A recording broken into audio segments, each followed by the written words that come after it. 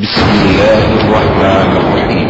ومن أحسن قولا ممن دعا إلى الله وعمل صالحا وقال إنني من المسلمين.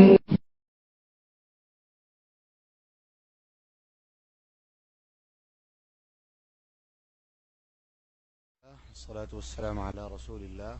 أما بعد، فأعوذ بالله من الشيطان الرجيم. في بيوت أذن الله أن ترفع ويذكر فيها اسمه يسبح له فيها بالغدو والآصال رجال لا تلهيهم تجارة ولا بيع عن ذكر الله وإقام الصلاة وإيتاء الزكاة يخافون يوما تتقلب فيه القلوب والأبصار ليجزيهم الله أحسن ما عملوا ويزيدهم من فضله والله يرزق من يشاء بغیر حساب. پچھلے ہفتے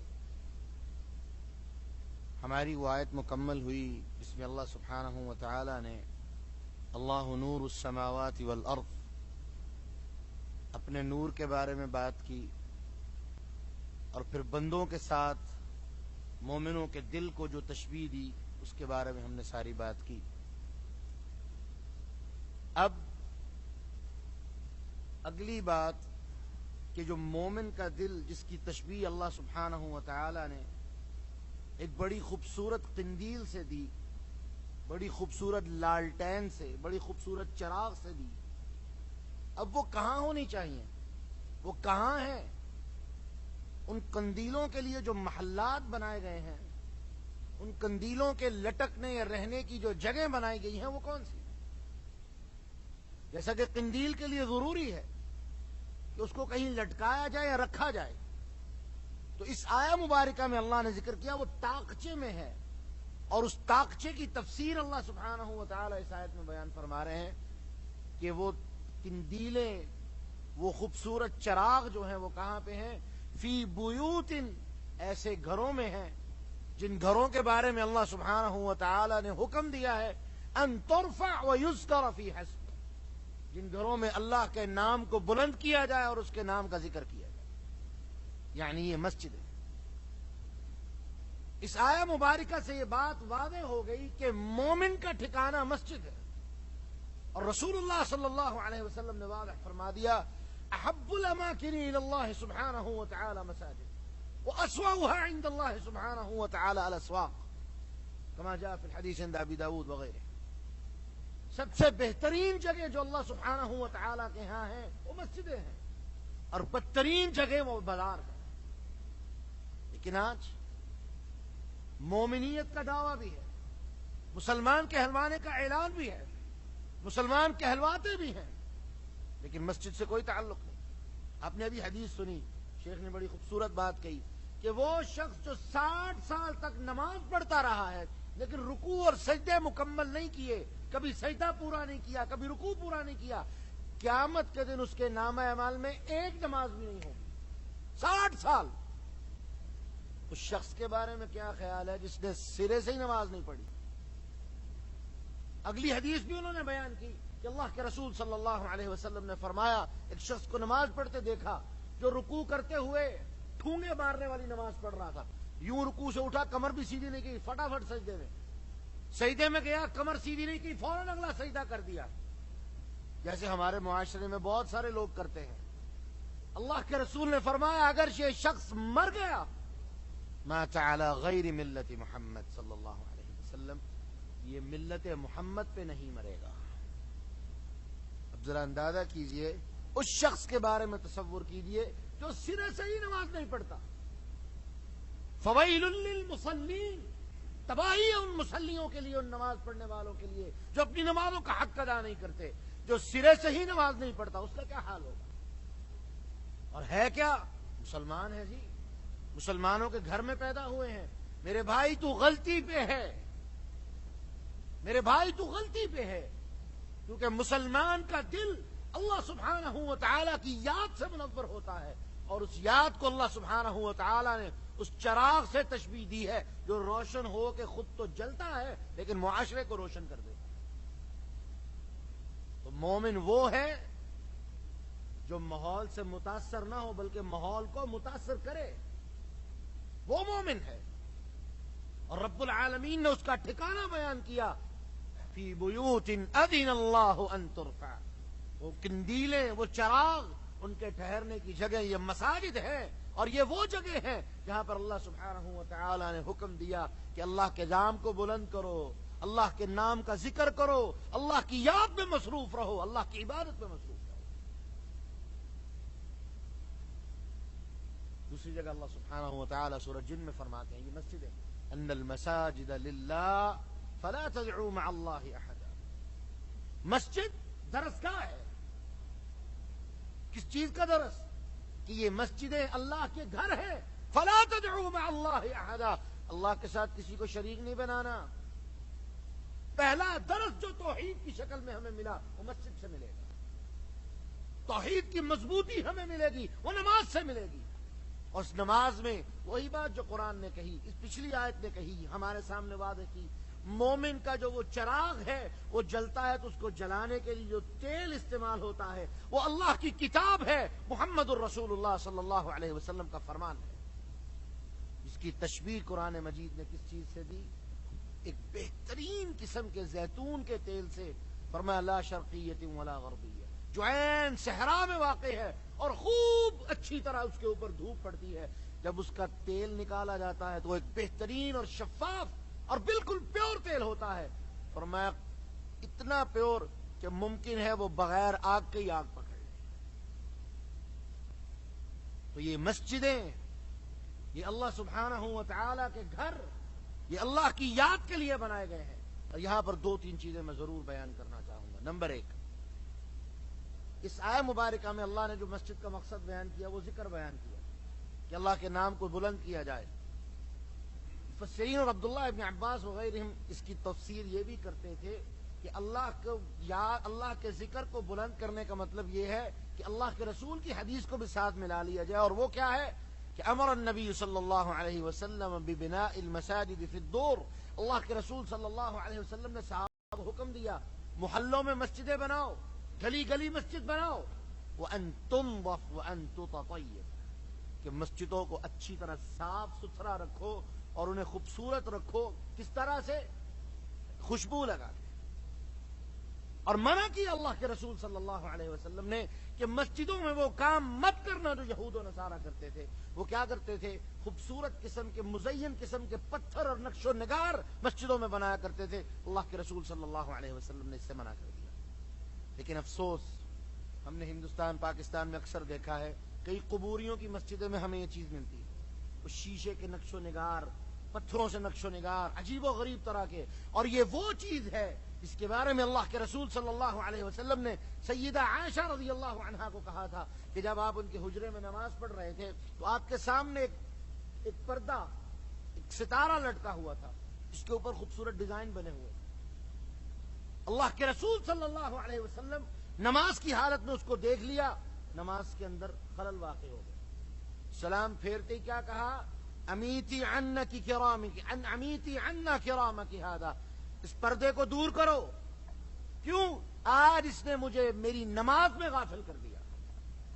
تو مسجد جس قدر سادہ ہوگی اور جس قدر اس کی صاف ستھرائی رکھی جائے گی، یہ اللہ سبحانہ و تعالیٰ کے ہاں ایک بہترین بات ہے۔ اور رسول اللہ صلی اللہ علیہ وسلم نے فرمایا عرضت علی اجور امتی فی لیلۃ المعراج، معراج کی رات اللہ سبحانہ و تعالیٰ نے مجھے وہ چیزیں بھی دکھائیں کہ اللہ کن کن چیزوں پہ میری امت کو اجر دے گا۔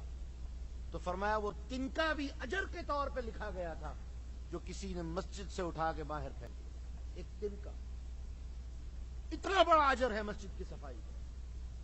لیکن آج مسجد کے اندر خادم رکھ دیے گئے اور ہم غافل۔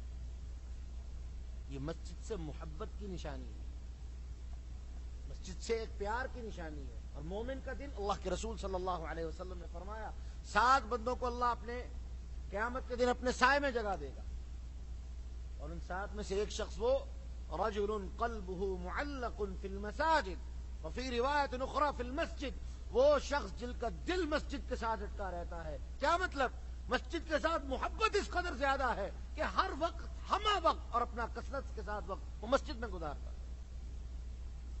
دوسری بات، رسول اللہ صلی اللہ علیہ وسلم نے منع کیا ایسی مساجد سے۔ آپ نے فرمایا قیامت کی نشانیوں سے یہ دو نشانیاں ہوں گی، ایک کہ لوگ ان یتباہی الناس فی المساجد، مسجدیں بنائیں گے اور ان کے اوپر فخر کریں گے، یعنی مسجدیں تکبر اور فخر اور چودراہٹ کے لیے بنائی جائیں گی۔ کیا جی یہ فلاں علاقے کے بڑے سردار ہیں، سرپنچ ہیں، پتہ نہیں کیا کچھ ہے، انہوں نے مسجد بنوا دی ہے۔ کیوں بنوا دی ہے جی؟ خود تو نماز پڑھتے نہیں، مسجد کیوں بنوا دی ہے؟ تاکہ چودھری صاحب کا نام اچھے لفظوں میں لیا جا سکے۔ اور وہ مسجد جو فخر کا ذریعہ ہے، اللہ کے رسول نے فرمایا یہ مسجد اس کے لیے تباہی کا ذریعہ ہوگی، اور ساتھ ہی فرمایا قیامت کی نشانیوں میں سے نشانی۔ اور دوسری نشانی اللہ کے رسول نے بیان فرمائی کہ لوگ مسجدیں بنائیں گے، مسجدیں بنانے کا مقصد صرف نقش و نگار ہوگا، مسجدیں بنانے کا مقصد اللہ کی عبادت نہیں۔ اور آج یہ دونوں نشانیاں ہمیں دیکھنے کو ملتی ہیں۔ اللہ کسی کو مسجد بنانے کی توفیق دے تو یہ کتنی بڑی بات ہے۔ اللہ اکبر۔ اللہ کے رسول نے تو پہلے فرمایا، عثمان رضی اللہ عنہ روایت کرتے ہیں، اللہ کے رسول نے فرمایا من بنا للہ مسجدا بنى اللہ له بیتا فی الجنہ، جس نے اللہ کے لیے مسجد بنائی اور اس نیت سے بنائی، دوسری روایت میں لفظ آتے ہیں ان یذکر فیہ اسمہ، اس لیے بنائی کہ اس مسجد میں اللہ کے نام کا ذکر ہو، اس کی عبادت ہو، میں اللہ اس کا گھر جنت میں بنا دوں۔ مغیرہ ابن شعبہ رضی اللہ عنہ اللہ کے رسول کے بڑے پیار والے صحابی تھے، بڑے قریب رہے اللہ کے رسول کے۔ ان تک یہ حدیث پہنچی، ان کے پاس زمین کا ایک چھوٹا سا ٹکڑا تھا، اس پہ ذرا غور کیجئے گا کہ صحابہ کا عقیدہ کیا تھا، ان کا ایمان کس قدر مضبوط تھا۔ خود ہی لگے رہے، پتھر اٹھا اٹھا لاتے، گارا بناتے، پتھر بنا بنا کے لگا کے مسجد بنا لی، اور اسی مسجد کے صحن میں بیٹھ کے اللہ سے دعا کر رہے کہ اللہ مجھے تیرے رسول صلی اللہ علیہ وسلم کی حدیث پہنچی کہ جو تیرا گھر بنائے گا تو اس کا گھر جنت میں بنائے گا۔ اے اللہ میں نے یہ تیرا گھر بنایا اس طرح جس طرح میری استطاعت اور طاقت تھی۔ اللہ تیرے رسول کی بات کہیں غلط نہیں، تیرے رسول کی بات کہیں سچی ہے، اللہ تو اپنی عظمت اور شان اور جلال کے مطابق میرا گھر جنت میں بنا۔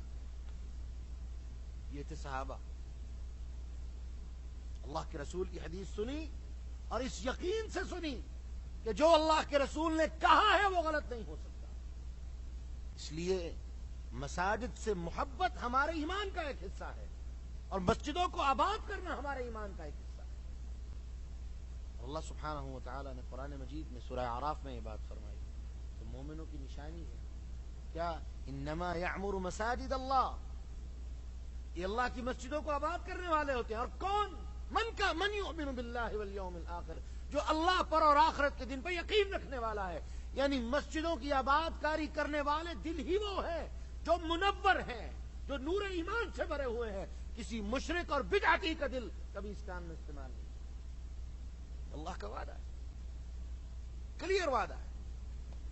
تو فرمایا وہ قندیلیں، وہ چراغ کہاں ہیں؟ وہ اس جگہ پہ ہیں جس جگہ پہ ہونے چاہیے، اور وہ جگہ کون سی ہیں؟ وہ اللہ کی مسجدیں۔ فرمایا یسبح له فیہا بالغدو والآصال، ان قندیل والوں کی نشانی بھی یہ ہے اور ان کو تلقین بھی کی جا رہی ہے کہ وہ کیا؟ وہ صبح و شام اللہ کے ذکر میں مصروف رہے۔ یسبح له فیہا بالغدو والآصال کا مطلب یہ کہ صبح سے لے کے شام تک وہ مسجد میں نہیں بیٹھے رہتے، اللہ کا ذکر کرتے رہتے، بلکہ رسول اللہ صلی اللہ علیہ وسلم نے اس کا عملی نمونہ ہمیں یہ دیا کہ رسول اللہ صلی اللہ علیہ وسلم فجر پڑھنے کے بعد سورج طلوع ہونے تک مسجد میں ٹھہرتے اور ذکر میں مصروف ہے، جن کو ہم صبح و شام کے اذکار کہتے ہیں وہ کرتے ہیں۔ اور اس کے بعد جب رات سورج غروب ہونے کے قریب ہوتا، سورج کی روشنی بھی باقی ہوتی، رسول اللہ صلی اللہ علیہ وسلم پھر اذکار شروع کر دیتے، یہاں تک کہ مغرب کی نماز ہو جاتی اور بعد تک آپ مسجد میں بیٹھے رہتے۔ فرمایا یہ دن کے دو اوقات میں جو شخص اللہ کا ذکر کرے گا وہ ایسے ہے جیسے وہ پورا دن اللہ کے ذکر میں مصروف رہنے والا ہے۔ یسبح له فیہا بالغدو والآصال، ان مسجدوں میں وہ بیٹھ کے کے، صبح سے لے کے شام تک اللہ کے ذکر میں مصروف رہتے ہیں۔ اس سے دو مسئلے اور ہمیں پتہ چلے. ایک کہ اشراق کے پڑھنے کی جگہ بھی مسجد ہے. کئی لوگ فجر کی نماز پڑھ کے، یہ ایک لمبا مسئلہ ہے لیکن مختصر بیان کر رہا ہوں، کئی لوگ فجر کی نماز پڑھ کے نکل جاتے ہیں، کیا جی میں گھر جا کے اشراق پڑھوں گا. جاگتے ہیں، ذکر بھی کرتے ہیں، لیکن اشراق گھر جا کے پڑھتے ہیں. یہ غلط ہے. اللہ نے اجر دینے والا ہے، اللہ کے لیے کوئی مشکل نہیں. لیکن جو رسول اللہ صلی اللہ علیہ وسلم نے فرمایا، وعدہ کیا کہ اللہ حج اور عمرے کا ثواب دے گا، اس کے لیے ضروری ہے جس جگہ پہ نماز پڑھی ہے وہیں بیٹھ کے ذکر میں مصروف رہے یہاں تک کہ سورج اچھی طرح سے طلوع ہو جائے، اور وہیں پہ وہ 2 رکعتیں اشراق کی پڑھ کے پھر اپنے گھر کے جائے. اللہ سبحانہ و تعالیٰ اس کو ایک عمرے اور حج کا ثواب عطا فرمائے. اتنا بڑا ثواب ہے. لیکن یہ کام کرنے والا کون ہے؟ مومن. کیوں؟ قرآن کہتا ہے، اللہ کے رسول فرماتے ہیں کہ منافق کے لیے تو عشاء اور فجر کی نماز تو بھاری ہوتی ہے، اس کے لیے تو مصیبت ہے عشاء اور فجر کی نماز. اور اگر پڑھنے آ ہی جائے تو قرآن نے کہہ دیا ان المنافقین یخادعون اللہ وهو خادعهم واذا قاموا الى الصلاة قاموا كسالى يراؤون الناس ولا يذكرون اللہ الا قلیلا. یہ نماز پڑھنے آیا ہے تو کیسے؟ جان نکلی ہوئی ہے، سست، جیسے اس کو معاذ اللہ کو بہت بڑی خبر سنا دی گئی ہے، اس کو نماز پڑھنی پڑ گئی. یراؤون الناس، اور اس کی نماز دکھاوے کی نماز ہے، لوگوں کو دکھانے کی نماز ہے تاکہ لوگ کہیں بڑا ماشاءاللہ پکا نمازی. ولا یذکرون اللہ الا قلیلا. اور ان کی نمازوں کی حالت یہ ہے بالکل مختصر سا ذکر، جیسے شروع میں ہم نے بات کی، فٹافٹ ٹھا ٹھا والی نماز پڑھی اور گئے. یہ نمازیں نہیں ہیں، بلکہ یہ وہ ہیں جو نمازیوں کے منہ پہ مار دی جائیں گی، اور یہ وہی ہیں جن کے بارے میں قرآن نے کہا فویل للمصلی. نمازی تو ہیں لیکن ان کے لیے تباہی اور بربادی. دوسرا اسی سے جو مسئلہ نکلتا ہے وہ یہ کہ مغرب کے وقت بھی اذان ہو جانے کے بعد مسجد آنے سے بہتر اور اعلیٰ عمل یہ ہے کہ انسان اذان ہو جانے سے قبل جب سورج کی روشنی کچھ باقی ہو تو مسجد کی طرف چلا آئے، کیونکہ مسجد اللہ کے ذکر کی جگہ ہے، اور وہ اللہ کے رسول صلی اللہ علیہ وسلم کی حدیث کا صحیح معنوں میں مصداق بن جائے گا، جس کے بارے میں اللہ کے رسول نے فرمایا وہ صبح سے لے کے رات تک مسلسل اللہ کے ذکر میں مصروف رہا، پورا دن اللہ کے ذکر میں مصروف رہا. اگلی آیت میں اللہ فرماتے ہیں رجال لا تلہیہم تجارہ ولا بیع عن ذکر اللہ. رجال، کچھ لوگ ایسے ہیں، لا تلہیہم تجارہ، ان کو ان کا کاروبار، ولا بیع، اور ان کی تجارت اللہ کے ذکر سے روکتی یا غافل نہیں کرتی.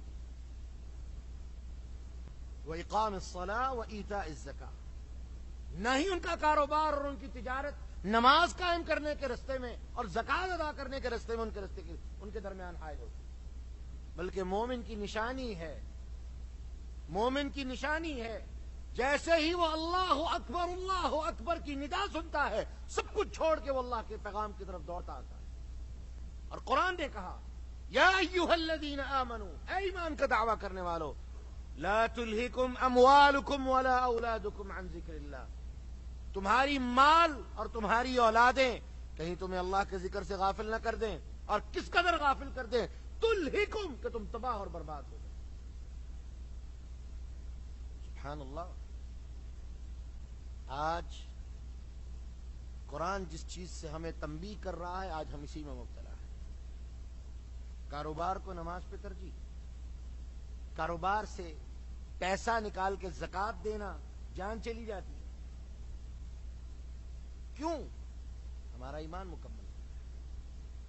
وہ قندیل جو مومن کا دل کا ایک سٹینڈرڈ اللہ رب العالمین نے بیان کیا ہے، وہ ہمارے دل میں چراغ نہیں جلا، بلکہ وہ روایت جو پہلے بیان کر چکا ہوں، ہمارے دل گناہ کر کر کے سیاہ ہو چکے ہیں جن کے اندر نور ہدایت اور نور ایمان نام کی کوئی چیز باقی نہیں. یہی وجہ ہے کہ جو قرآن کہہ رہا ہے مومنوں کی نشانی ہے لا تلہیہم تجارہ ولا بیع عن ذکر اللہ. ان کی تجارت اور ان کا کاروبار ان کو اللہ کے ذکر سے غافل نہیں کر سکتی، ہلاک نہیں کر سکتی، اللہ کے ذکر سے روک نہیں سکتی، جبکہ ہمارے راستے میں سب سے بڑی رکاوٹ یہ چیز ہے. وَإِقَامِ الصَّلَاةِ وَإِيتَاءِ الزَّكَاةِ، نہ ہی نماز ادا کرنے میں نہ زکوٰۃ ادا کرنے میں ان کے درمیان یہ چیزیں حائل ہوتی ہیں، بلکہ وہ تو خوشی سے اللہ کے حضور عبادت کرنے کے لیے آتے ہیں، بلکہ وہ تو خوشی سے اللہ کے حضور زکوٰۃ دیتے ہیں۔ کیوں؟ وہ مانتے ہیں ہمارے رب کا حکم ہے اور پورا کرنے کے لائق ہے کہ اسے پورا کیا جائے۔ لیکن تأسف، افسوس کن پہ؟ جن کو دنیا کے اس مال نے ان کے رب سے غافل کر دیا۔ اور وہ کیوں ایسا کرتے ہیں؟ اگلی آیت جو اگلا لفظ قرآن نے کہا، کسی سمجھنے کے لیے بہت بڑا لفظ ہے کہ وہ کیوں ایسا کرتے ہیں۔ ان کی نمازوں میں، ان کے کاروبار میں، ان کے کاروبار ان کی نمازوں میں اور ان کی زکوٰۃ میں اور اللہ کی یاد میں رکاوٹ نہیں بنتے۔ کیوں؟ یخافون یوما تتقلب فیہ القلوب والابصار، وہ اس دن سے ڈرتے ہیں جس دن اللہ سبحانہ و تعالی آنکھوں کو اور دل کو الٹ پلٹ کے رکھتے ہیں۔ قیامت کے دن سے ڈرتے ہیں۔ قرآن کہتا ہے وہ دن کیسا ہوگا؟ ہر چیز الٹ پلٹ کے رکھ دی جائے گی۔ وَأَفْئِدَتُهُمْ ہوا، دل اڑے ہوئے ہوں گے۔ یہاں تک بھی قرآن نے کہہ دیا سبحان اللہ، جب وہ آئیں گے تو ان کے دلوں کی کیفیت کیا ہوگی کہ جیسے ان کے کلیجوں کو ان کے کلیجے ان کو منہ کے آ چکے ہوں گے، اس قدر وہ ڈر چکے ہوں گے اور وہ فرار اختیار کرنا چاہیں گے اور ان کے لیے کوئی رستہ نہیں۔ کیوں؟ وَبَلَغَتِ الْقُلُوبُ الْحَنَاجِرَ، یہ دل ان کے منہ کو آ جائیں گے، وہ ڈر رہے ہوں گے اللہ سبحانہ و تعالیٰ کے عذاب سے، اس دن کی وحشت سے وہ ڈر رہے ہوں گے۔ جبکہ مومنوں کے بارے میں اللہ نے کیا کہا؟ لا خوف علیہم ولا هم یحزنون، نہ وہ دنیا کے اوپر ان کے اوپر کسی قسم کا کوئی خوف اور ڈر ہے، نہ قیامت کے دن وہ غمگین ہوں گے بلکہ مطمئن ہوں گے۔ مومن کی زندگی اطمینان، دنیا میں بھی آخرت میں، وہ اللہ کے سامنے کھڑا ہے تو مطمئن۔ بلکہ رسول اللہ صلی اللہ علیہ وسلم نے تو مومن اور منافق کی موت کو تو واضح ان لفظوں میں کر دیا، فرمایا منافق وہ اللہ کی ملاقات نہیں چاہتا۔ ترمذی میں روایت، اللہ کے رسول فرماتے ہیں جو شخص اللہ کی ملاقات کو پسند کرتا ہے اللہ اس سے ملاقات کو پسند کرتے ہیں۔ کیا مطلب؟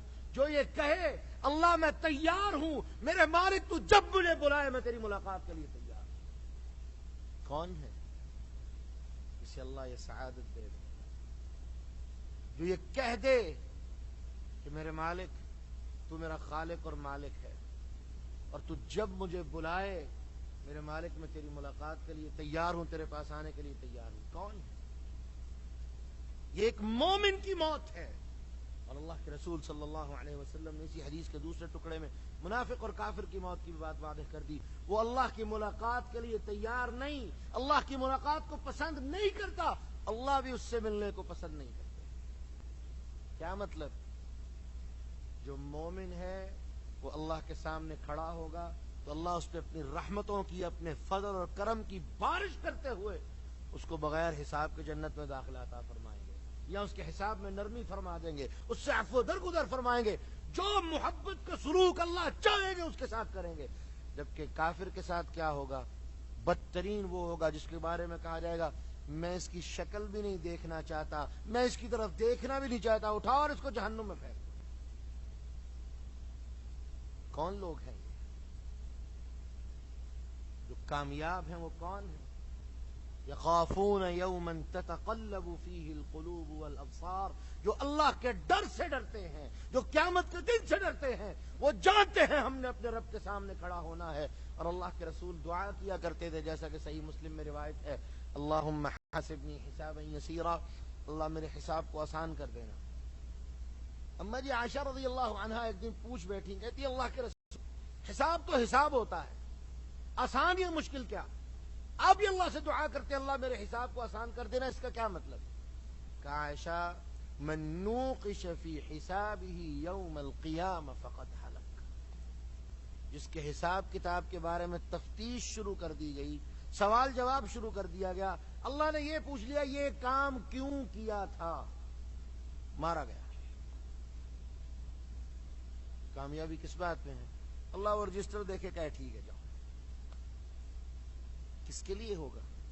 جن سے وہ محبت کرتا ہے، اور وہ اللہ سے محبت کرتے ہیں اور وہ اللہ کی ملاقات کو پسند کرتے ہیں۔ اور اگلی آیت جو اسی کی تفسیر ہے اور مختصر آیت، اللہ نے اس میں بات واضح کر دی، لیجزیہم اللہ احسن ما عملوا ویزیدہم من فضلہ واللہ یرزق من یشاء بغیر حساب. لوگوں جان لو اپنے مال کو، اپنے تجارت کو، اپنے کاروبار کو اللہ کے رستے میں اور اللہ کی یاد میں اور عبادت میں کبھی حائل نہ ہونے دینا. کیوں؟ رزق دینے والا اللہ ہے. ایک بات.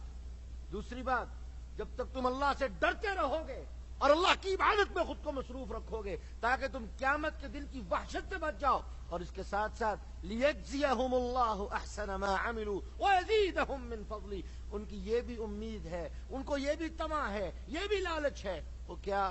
کہ اللہ سبحانہ و تعالی ان کو ان کے اعمال کا بہترین بدلہ عطا فرمائے گا. اور فرمایا وَيَزِيدَهُم مِّن فَضْلِهِ، اس بدلے کے بعد وہ اپنے فضل اور کرم سے جو چاہے گا ان کے اوپر اور زیادہ انعام کرے. یہ ہے ایک مومن کی سوچ، اور ایک طرف کافر کی مثال یا منافق کی مثال. اس لیے میرے محترم، مومن کا دل، جہاں سے ہماری بات شروع ہوئی تھی، ایک روشن چراغ ہے، اور اس روشن چراغ کی جگہ یہ مسجد ہے. اس روشن چراغ کا کام روشن کرنا ہے معاشرے کو. اور وہ روشنی کیسے ہے؟ اس روشنی کو قوت کیسے ملے گی؟ وہ اللہ کی یاد سے ملے گی، اللہ کی عبادت سے ملے گی. جب تک وہ اللہ کی یاد میں مصروف رہے گا اور دنیا کے کسی معاملے کو اللہ کے درمیان اور اپنے درمیان حائل نہیں ہونے دے گا، اللہ سبحانہ و تعالی اس کے اوپر اپنی رحمتوں اور اپنے فضل اور کرم کی بارش کرتا رہے گا. اس کو رزق وہاں سے دے گا جہاں اس کے وہم و گمان میں نہ ہو. اور جب یہ مومنیت کا دعوے دار اللہ کے گھر میں نہیں آئے گا، اس کے درمیان اور اپنے رب کے درمیان کاروبار، تجارت، دنیا کو حائل کرے گا، جان لو کہ قیامت کے دن پھنس جائے گا اور دنیا کے اندر بھی ذلیل و رسوا ہو، اور اس شخص کے لیے نجات کا کوئی رستہ نہیں. اس لیے جہاں سے اللہ نے بات شروع کی، اللہ نور السماوات والارض، اللہ خود نور ہے، اور اپنے بندوں کو اس نے نور ہدایت اور نور ایمان عطا کیا ہے. اور کامیاب وہ ہیں جن کو یہ دو نور مل گئے، اور ناکام اور نامراد وہ ہیں جن کے دل بھی اندھیرے میں رہے اور خود بھی وہ اندھیروں میں رہے، نور کا حصہ نہ بن سکے. اور اللہ سبحانہ و تعالی نے جو آخری بات قرآن مجید سے بیان کر کے بات کو ختم کرتے ہیں، اللہ نے فرمایا اللہ ولی الذین آمنوا، اللہ ایمان والوں کا دوست ہے. اور ایمان والے کون ہیں؟ یخرجہم من الظلمات الی النور، وہ تو لوگوں کو اندھیروں سے نکال کے نور کی طرف لے کے آتے ہیں. وہ تو اللہ کے دین کے داعی ہیں، وہ تو مبلغ ہیں، وہ تو لوگوں کو اندھیروں سے نکالنے کا کام کرتے ہیں اور لوگوں کو نکال کے نور کی طرف لانے کا کام کرتے ہیں. جبکہ آج ہم کیا ہیں، کہاں ہیں، اور ہماری زندگی کیسے گزر رہی ہے، ہم سب اچھی طرح جانتے ہیں. اس لیے اہل الخیر بنیے، اندھیروں سے نکال کے نور کی طرف لانے والے بنیے، اپنے دل کو ایمان اور ہدایت کی روشنی سے منور کیجیے، نہ کہ ان لوگوں میں شامل ہو جائیے ان کے بارے میں اللہ نے اسی آیت میں کہا والذین کفروا اولیاءهم الطاغوت یخرجونہم من النور الی الظلمات. کافر کون ہیں؟ جو شیطان کے اور طاغوت کے دوست ہیں، اور جن کا کام کیا ہے؟ وہ نور سے لوگوں کو نکال کے گمراہی اور ذلت کی طرف لے کے جائے. اللہ ایسے لوگوں سے، ایسی مجلسوں سے، ایسی جگہوں سے ہمیں محفوظ فرمائے، اور ہمیں ایمان کو سمجھنے کی اور اس کے اوپر چلنے کی، اور اہدنا الصراط المستقیم اس دعا کے اندر شدت لانے کی، اور یہ دعا کرنے کی کہ اللہ ہمیں نور ایمان کے ساتھ ساتھ نور ہدایت عطا فرما، اس کی توفیق عطا فرمائے. وآخر دعوانا ان الحمد للہ رب